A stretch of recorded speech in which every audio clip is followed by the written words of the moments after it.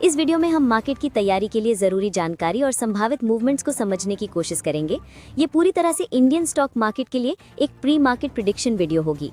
इसमें हम देखेंगे कि यूएस और ग्लोबल मार्केट का प्रदर्शन कैसा रहा, हमारी इंडियन कंपनीज के एडीआर स्टॉक्स का प्रदर्शन कैसा रहा, कमोडिटी मार्केट, निफ्टी और बैंक निफ्टी का टेक्निकल एनालिसिस, साथ ही कल बाजार बंद होने के बाद आई महत्वपूर्ण खबरें और जिन स्टॉक्स में एक्शन देखने को मिल सकता है उन सब का फटाफट अपडेट भी इस वीडियो में मिलेगा। तो तैयार हो जाइए सुबह 7 बजे की इस खास वीडियो के लिए जो आपकी मार्केट की तैयारी को और भी मजबूत बनाएगी। और हाँ, इस वीडियो पर अपनी राय जरूर दें ताकि हम इसे और बेहतर बना सकें। आज है 9 दिसंबर 2025, दिन मंगलवार। आइए जानते हैं आज भारतीय बाजार की दिशा कैसी रह सकती है। कल बाजार बंद होने के बाद किन स्टॉक को लेकर बड़ी खबरें आई हैं जिन पर निवेशकों को नजर रखनी चाहिए। यूएस मार्केट सोमवार को बिल्कुल शांत और थोड़ी दबाव वाली ट्रेडिंग में रहा, जहां डाउ जोन्स करीब 200 पॉइंट गिरा, S&P 500 भी थोड़ा फिसला और नैस्डैक लगभग फ्लैट क्लोज हुआ। निवेशक का पूरा ध्यान बुधवार को आने वाले यूएस फेडरल रिजर्व के ब्याज दर फैसले पर लगाए बैठे हैं। यूएस डॉलर इंडेक्स फिर से 99 के ऊपर चला गया है, जबकि 10 ईयर बॉन्ड यील्ड 4.17% तक नीचे आई है। इसका मतलब है कि बाजार मानकर चल रहा है कि इस हफ्ते फेड की तरफ से रेट कट लगभग तय माना जा रहा है। व्हाइट हाउस के national economic council director Kevin Hassett ने सीएनबीसी से बातचीत में इशारा दिया कि फेड इस बार रेट कम कर सकता है। उन्होंने ये भी कहा कि जेरोम पाउल लगातार टीम को रेट कट के लिए सहमत कराने में लगे हैं, लेकिन 6 महीने बाद की कोई भी रेट गाइडेंस देना फेड की तरफ से अभी इररिस्पॉन्सिबल होगा। एनवीडिया को बड़ा फायदा मिला है क्योंकि ट्रंप प्रशासन ने कंपनी को अपना H200 AI चिप चाइना को बेचने की मंजूरी दे दी है। हालांकि इसके बदले 25% का कट लगाया गया है। अगली जनरेशन ब्लैकवेल चिप्स को इस छूट में शामिल नहीं किया गया है। इस खबर के बाद एनवीडिया के शेयर्स आफ्टर आवर्स में ऊपर गए। नेटफ्लिक्स की शेयर 3.5% टूट गए क्योंकि पैरामाउंट स्काई डांस ने वार्नर ब्रस डिस्कवरी को खरीदने के लिए एक हॉस्टाइल टेकओवर बिड दे दी है, जिसमें वे $30 कैश ऑफर कर रहे हैं, जो नेटफ्लिक्स के $27.75 से ज्यादा है। वार्नर ब्रस ने कहा है कि वे इस नए ऑफर का 10 बिजनेस दिनों में जवाब देंगे और इसी वजह से वार्नर ब्रस के शेयर 3% ऊपर चले गए। आज रात अक्टूबर जॉब ओपनिंग्स का डिलेड डेटा आएगा, जो फेड मीटिंग से पहले आने वाला आखिरी बड़ा आर्थिक संकेत माना जा रहा है। इस डेटा से फेड के टोन को लेकर और स्पष्टता मिल सकती है। इन्फोसिस एडीआर 1.91% गिरकर 17.73 पर बंद हुआ। विप्रो एडीआर हल्की गिरावट के साथ 0.70% नीचे रहा, जबकि डॉक्टर रेड्डीज लेबोरेटरीज एडीआर करीब 2.11% नीचे आया। आईसीआईसीआई बैंक एडीआर 1.08% टूटकर 30.36 पर पहुंचा। एचडीएफसी बैंक एडीआर भी 1.57% गिर गया और एक्सिस बैंक एडीआर में कोई खास बदलाव नहीं दिखा। ट्रैवल सेगमेंट में मेक माई ट्रिप के एडीआर में 5% से ज्यादा की तेज गिरावट देखने को मिली, जबकि यात्रा ऑनलाइन 3.5% चढ़कर बंद हुआ। रिलायंस इंडस्ट्रीज जीडीआर लगभग 0.68% नीचे रहा। निफ्टी 50 ने 2 दिन की बढ़त पूरी तरह गंवा दी और 0.86% गिरकर अपनी शॉर्ट टर्म एवरेजेस के नीचे बंद हुआ, जिससे मार्केट में कमजोरी साफ दिखी। अब 25,840 का लेवल सबसे अहम सपोर्ट है और इसके नीचे जाने पर इंडेक्स सीधे 25,700 तक फिसल सकता है, जबकि ऊपर 26,100 से 26,200 का जोन कड़ा रेसिस्टेंस बन गया है।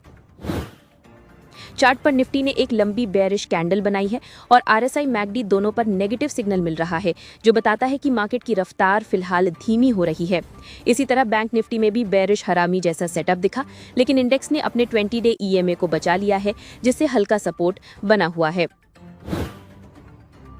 बैंक निफ्टी के लिए 59,440 और 60,840 रेसिस्टेंस की तरह काम कर सकते हैं, जबकि 59,995 और 58,646 सपोर्ट लेवल हैं।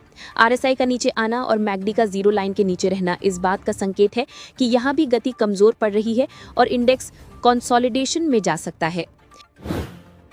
निफ्टी के वीकली ऑप्शंस में 26,200 पर सबसे भारी कॉल बिल्डअप है, इसलिए यही सबसे बड़ा रेसिस्टेंस है।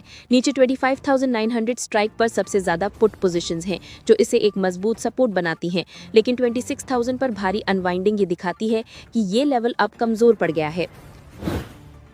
बैंक निफ्टी की मंथली कॉल्स में 60,000 सबसे बड़ी रुकावट है, जबकि 59,500 और 61,000 पर भी काफी पोजीशंस बनी हैं। पुट साइड पर 59,500 और 60,000 सबसे मजबूत सपोर्ट के रूप में दिख रहे हैं। हालांकि 60,000 स्ट्राइक पर भारी अनवाइंडिंग ने ऊपर के भरोसे को कमजोर किया है। निफ्टी का पुट कॉल रेशियो 1.22 से गिरकर 0.64 पर आ गया है, जो साफ बताता है कि कॉल साइड पर ज्यादा दबाव है और मार्केट शॉर्ट टर्म में बेरिश झुकाव में जा रहा है। इंडिया VIX भी 7.85% उछलकर 11.11 पर पहुंच गया, जो वॉलेटिलिटी में हल्की बढ़ोतरी और मार्केट में सावधानी का संकेत देता है। फंड्स फ्लो भी बिकवाले की तरफ झुका है। इंडेक्स फ्यूचर्स, स्टॉक फ्यूचर्स और इंडेक्स ऑप्शंस तीनों में तेज आउटफ्लो दिखा। सिर्फ स्टॉक ऑप्शंस में हल्की खरीदारी हुई। ये दर्शाता है कि ट्रेडर्स अभी पूरी तरह रिस्क ऑफ मोड में हैं। कल बाजार बंद होने के बाद कई स्टॉक को लेकर बड़ी अपडेट्स निकल कर आई थी, जिनका असर आज शेयर बाजार में इनके स्टॉक पर देख सकता है। इसलिए निवेशकों को इन सभी स्टॉक पर अपनी नजर बनाए रखनी चाहिए। ICICI बैंक ने प्रूडेंशियल कॉर्पोरेशन से ICICI AMC की 2% और हिस्सेदारी खरीदने का फैसला किया है, जिसकी कीमत 2,140 करोड़ रुपए रखी गई है। इसका मकसद ये सुनिश्चित करना है कि भविष्य में स्टॉक बेस्ड मुआवजे की स्थिति में भी बैंक AMC में अपनी बहुमत हिस्सेदारी बनाए रखें। AMC की बैलेंस शीट अच्छी दिख रही है, जहां 30 सितंबर 2025 तक कंपनी की कुल संपत्तियां 4,827 करोड़ रुपए और 2026 में 1,618 करोड़ रुपए का नेट प्रॉफिट रहा। इस डील को RBI की मंजूरी मिल चुकी है और 10 दिसंबर 2025 तक कैश पेमेंट के साथ इसे पूरा किया जाएगा। फिजिक्स वाला का सितंबर 2025 तिमाही में मुनाफा सालाना आधार पर 70% बढ़कर 69.7 करोड़ रुपए पहुंच गया, जो कंपनी के बिजनेस में मजबूत ग्रोथ दिखाता है। हालांकि पिछली तिमाही के मुकाबले मुनाफे में गिरावट आई है, क्योंकि तब कंपनी ने 127 करोड़ रुपए का लाभ दर्ज किया था। कंपनी की रेवेन्यू भी सालाना 26% बढ़कर 1051.2 करोड़ रुपए रही, लेकिन तिमाही ऑन तिमाही खर्च तेज बढ़े हैं, जिसके चलते मार्जिन पर दबाव दिखा। शेयर सोमवार को लगभग स्थिर रहते हुए 135.96 रुपीस पर बंद हुआ। फुजियामा पावर सिस्टम्स का मुनाफा सितंबर 2025 तिमाही में लगभग दोगुना बढ़कर 62.9 करोड़ रुपए पहुंच गया, जिसकी सबसे बड़ी वजह पावर सिस्टम पोर्टफोलियो में जबरदस्त डिमांड रही। कंपनी की आय भी 72.6% बढ़कर 567.9 करोड़ रुपए पर पहुंच गई। कंपनी का EBITDA भी दोगुने से ज्यादा बढ़कर 103 करोड़ रुपए और मार्जिन 15.2% से बढ़कर 18.1% पर पहुंचा, जो ऑपरेटिंग परफॉर्मेंस में मजबूती दिखाता है। IPO भी नवंबर में अच्छा रिस्पॉन्स लेकर दोगुने से ज्यादा सब्सक्राइब हुआ था। हालांकि शेयर सोमवार को 201 रुपीस पर हल्की गिरावट के साथ बंद हुआ। BCPL रेलवे इंफ्रास्ट्रक्चर NSE में लिस्ट होने के लिए आगे बढ़ चुकी है और जैसे ही ये लिस्टिंग पूरी होगी, कंपनी के शेयरों में ट्रेडिंग वॉल्यूम बढ़ सकता है, क्योंकि अब निवेशकों का दायरा और बड़ा हो जाएगा। फिलहाल शेयर करीब 72.50 रुपए पर बंद हुआ है, जो हल्की गिरावट के साथ था, लेकिन NSE एंट्री कंपनी के लिए एक पॉजिटिव स्टेप माना जा रहा है। आज बाजार में इस खबर से शेयर में हल्की सकारात्मक हलचल देखने को मिल सकती है। ICICI बैंक ने अपनी एसेट मैनेजमेंट यूनिट यानी ICICI AMC में और 2% हिस्सेदारी खरीदने का फैसला किया है, जिससे बैंक अपनी इस फाइनेंशियल सर्विस पर और मजबूत पकड़ बना रहा है। ये पूरा सौदा प्रूडेंशियल कॉर्पोरेशन से शेयर खरीद कर किया जा रहा है और इस तरह बैंक अपनी AMC बिजनेस की भागीदारी बढ़ा रहा है। बाजार में यह कदम बैंक के दीर्घकालिक रणनीति के लिए पॉजिटिव माना जा रहा है, इसलिए आज शेयर में हल्का सपोर्ट देखने को मिल सकता है। वेल्सपन कॉर्प की एसोसिएट कंपनी एपिक को सऊदी वाटर अथॉरिटी से 485 मिलियन सऊदी रियाल का बड़ा कॉन्ट्रैक्ट मिला है, जिसमें स्टील पाइप्स बनाने और सप्लाई करने का काम शामिल है। लगभग 6 महीने की इस डील से कंपनी के इंटरनेशनल बिजनेस और रेवेन्यू दोनों पर सीधा मजबूत असर पड़ेगा। आज बाजार में यह खबर वेल्सपन कॉर्प के लिए पॉजिटिव रिएक्शन पैदा कर सकती है। L&T ने अपने रियल एस्टेट बिजनेस को स्लम्प सेल के जरिए अपनी ही सब्सिडरी L&T रियल्टी प्रॉपर्टीज में ट्रांसफर करने का बड़ा फैसला लिया है, जिसे बोर्ड ने 8 दिसंबर की मीटिंग में मंजूरी दी। इस तरह कंपनी अपने बिजनेस स्ट्रक्चर को सरल बनाकर रियल एस्टेट सेगमेंट में ऑपरेशन को और फोकस्ड करना चाहती है। खबर का असर आज L&T के शेयर में स्थिर से लेकर हल्के सकारात्मक मूवमेंट के रूप में देखा जा सकता है। इंडसइंड बैंक ने गणेश शंकरन को होलसेल बैंकिंग ग्रुप का नया हेड नियुक्त किया है, जो आगे चलकर बैंक की बड़ी कॉर्पोरेट और बिजनेस लेंडिंग स्ट्रैटेजीज को लीड करेंगे। ये बदलाव बैंक के मैनेजमेंट स्ट्रक्चर को और मजबूत करने की दिशा में एक अहम कदम है। बाजार आज इसे स्थिरता देने वाली खबर के रूप में ले सकता है। फुजियामा पावर सिस्टम्स ने सितंबर 2025 की तिमाही में जबरदस्त परफॉर्मेंस दिखाया है, जहां कंपनी का मुनाफा लगभग दोगुना होकर 62.9 करोड़ रुपए पहुंच गया और रेवेन्यू भी 72% बढ़कर 570 करोड़ हो गया है।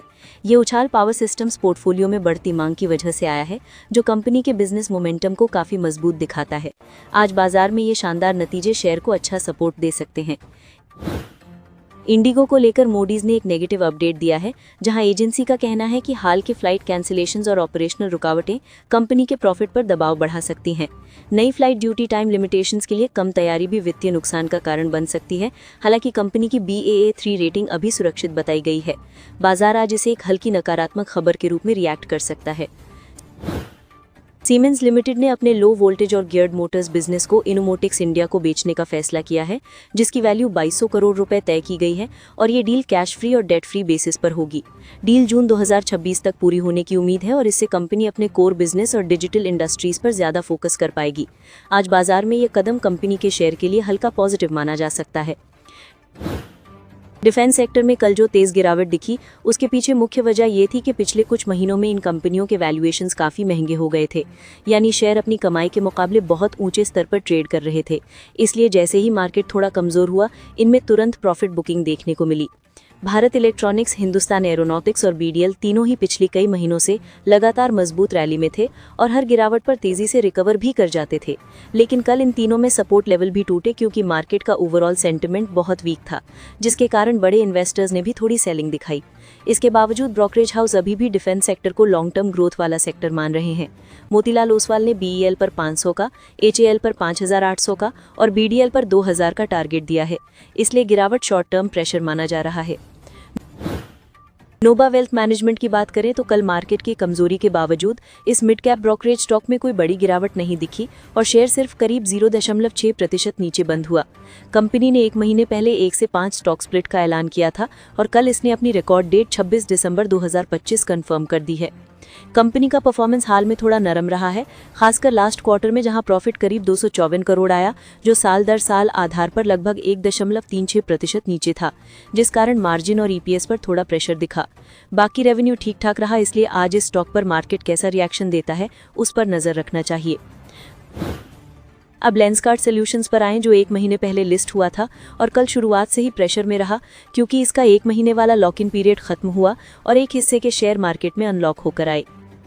मिड कैप स्मॉल कैप में पहले से कमजोरी थी, ऊपर से एक्स्ट्रा सप्लाई आ गई, इसलिए स्टॉक करीब 2.5% गिरकर बंद हुआ।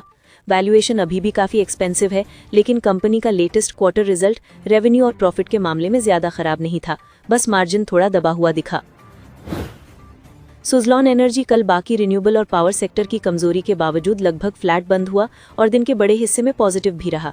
इसके पीछे बड़ा कारण यह है कि 2 बड़ी ब्रोकरें मोतीलाल ओसवाल और ICICI सिक्योरिटीज ने इस पर कवरेज शुरू किया। दोनों ने जोरदार बाय रेटिंग देते हुए 74 से 76 रुपए का टारगेट दिया, जो मौजूदा लेवल से करीब 43 से 46% ऊपर है। हालांकि स्टॉक पिछले एक साल से 50 से 70 की रेंज में काफ़ी स्ट्रगल कर रहा है और अभी भी 50 रुपए के आसपास सपोर्ट लेता दिख रहा है।